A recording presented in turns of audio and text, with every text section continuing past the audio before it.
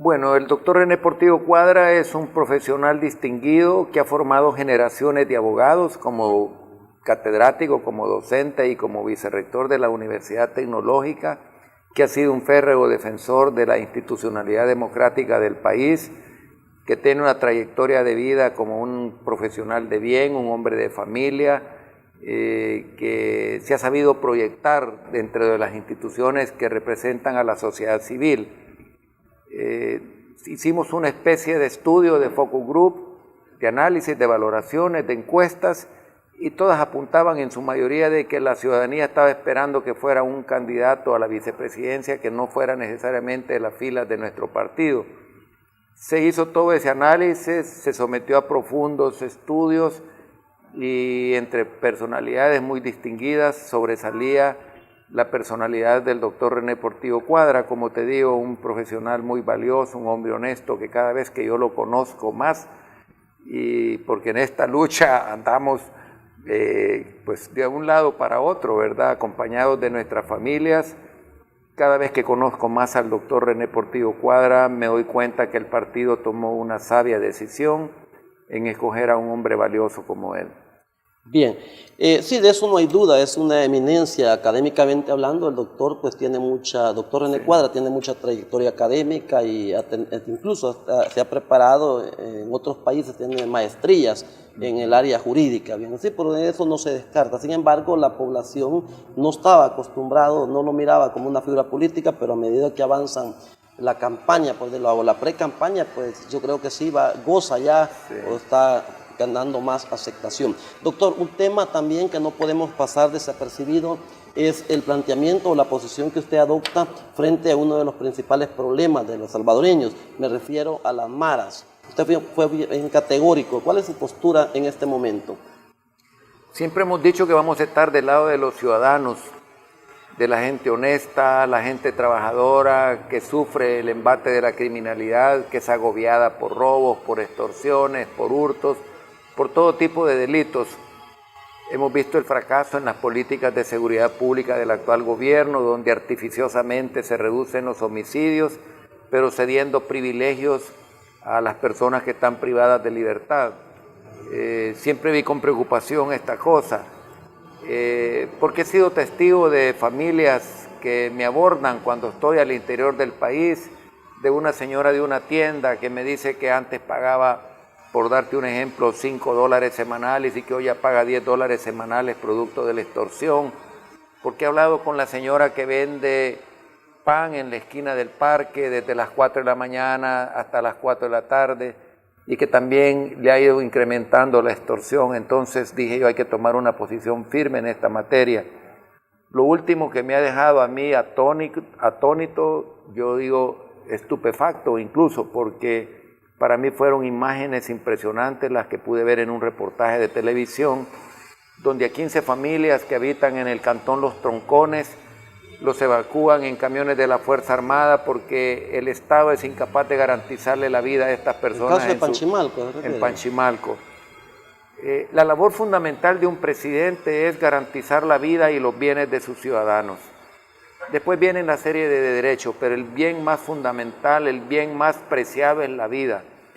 Y cuando un gobierno, cuando un gobernante no te garantiza la vida y prefiere desarraigarte de tu lugar de origen, te puedes imaginar lo que representa para una familia humilde en Panchimalco, que lo lleguen a sacar de su morada, que tal vez es lo único que tiene de patrimonio, lo único que ha hecho en su vida, ese modesto patrimonio, y lo desarraigan con sus animalitos de crianza, sus gallinitas, sus pollitos, etcétera, sus cerditos, y le dejan el terreno libre a los delincuentes.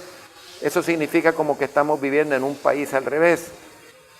El ciudadano honesto, honrado, trabajador hubiera preferido, y por supuesto este servidor en su calidad de futuro presidente de la República hubiéramos preferido, pues hombre, que la PNC se tomaba el lugar, ¿no?, que establecía una oficina ahí en ese cantón, en ese caserío, que desarrollaba una labor de inteligencia, de persecución, de análisis de los delitos realizados y que acudía en búsqueda de proteger a esas familias para no desarraigarlas de su lugar.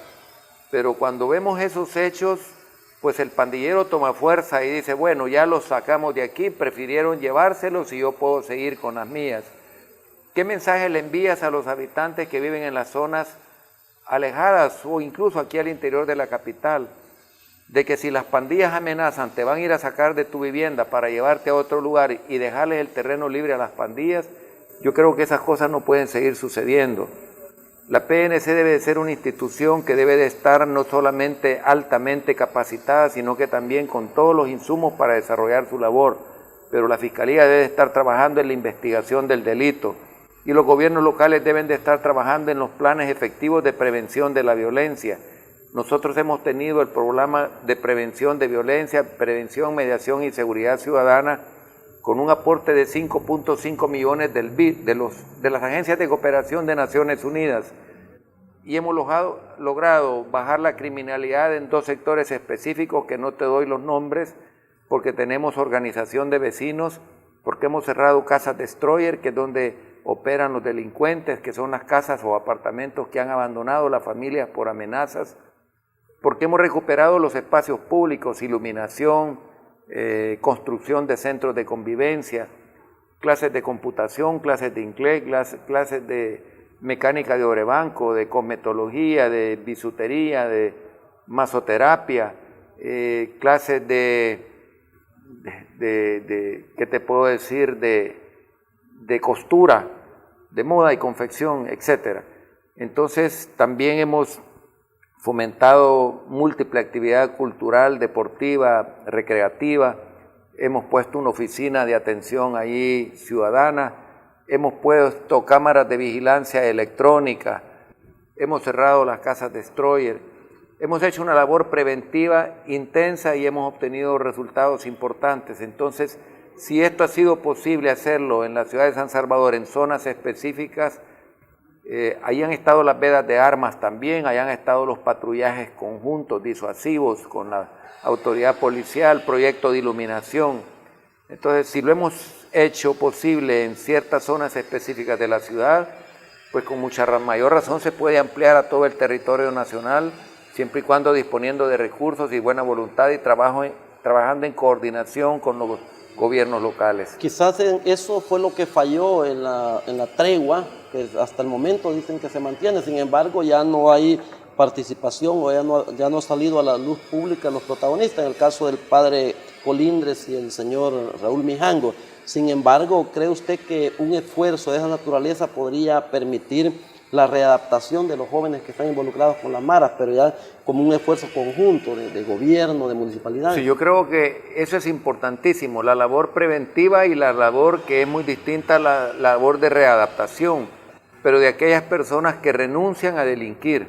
Eso es que sí hay que hacerlo notar. El que dice, el que pide perdón, el que hace un mea culpa, el que reconoce que ha cometido delitos y que manifiesta su deseo de reincorporarse, hay que darle la mano, hay que apoyarlo para que encuentre un medio de vida que no transgreda las leyes del país y que sobre todo que no ponga en riesgo la vida de sus conciudadanos. Entonces todos estos programas hay que estar preparados para impulsarlos y nosotros lo hemos hecho, reitero, es decir, nosotros tenemos una experiencia vivida. Y de todo esto hemos hecho nuestra propuesta para prevenir la delincuencia y para combatir la delincuencia, que le hemos puesto Alianza Ciudadana, que surge de los ciudadanos hacia los ciudadanos y que en primer lugar se pone la autoridad del lado del ciudadano honrado y trabajador y no del lado del delincuente.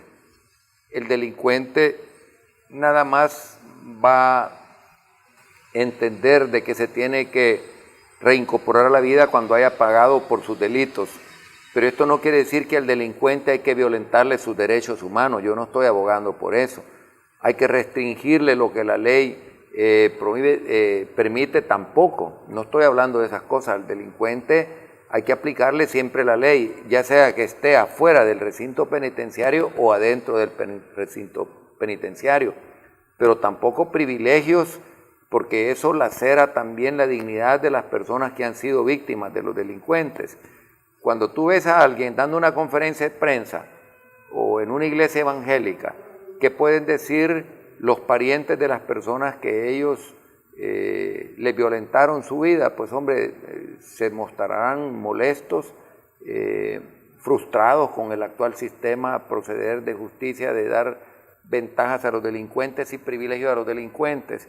Nosotros hablamos de un irrestricto respeto a la ley, de planes de veras preventivos, de estar siempre del lado del ciudadano, de nuestro programa de alianza con los ciudadanos y sobre todo pues de lo que es la motivación que debe de tener el organismo represor del delito como es la PNC, que debe de estar pagada a tiempo, con sus bonos a tiempo, con sus instrumentos para combatir el delito también dados en forma oportuna. Pero también deben de haber buenos sistemas de readaptación, porque no solamente por las pandillas, sino que con toda la población reclusa deben de haber buenas campañas de readaptación, buenos proyectos. Sin embargo, en nuestra realidad países quedan un poco cortos. Bien, doctor, otro aspecto importante es, se manejó, se dijo a nivel mediático, que usted ha sido amenazado a muerte.